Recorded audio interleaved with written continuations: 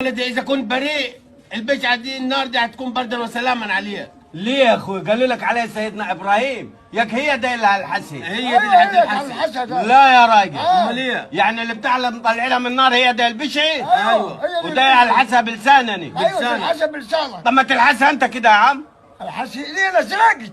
يعني مش انت بريء؟ أيوة. خلي الشيخ محمود بتاع القرآن الحسا كده انت يا شيخ. يا ولدي دي معزم عليها ما تخافش مني. بلا معزم عليها بلا مقسم عليها بلا مرقص عليها، ده انا لو كنت قاتل قتيل وقاعد في الحرم وهاخد اعدام مش هالحسا ده. انتوا مخكم في حاجه يا ليه مخرج في حاجه؟ امال ازاي الحسنه ده؟ زي الناس. زي الناس. طب ما تخلوا الناس تلحس قبلي وبعد كده انا الحس في الاخر من ورا. ده حكم العرب. اي عرب واي اجانب يا ابو عمو، انت انت هتكلم انت صح يا عم جايبنا الحس ده. ايوه جايبك تلحس جاي. الحس النار. ايوه انت يا دوب طلع لسانك كده وانا همشيها على لسانك. يا صلاة النبي يا صلاة النبي، يلا طلع تتمشى.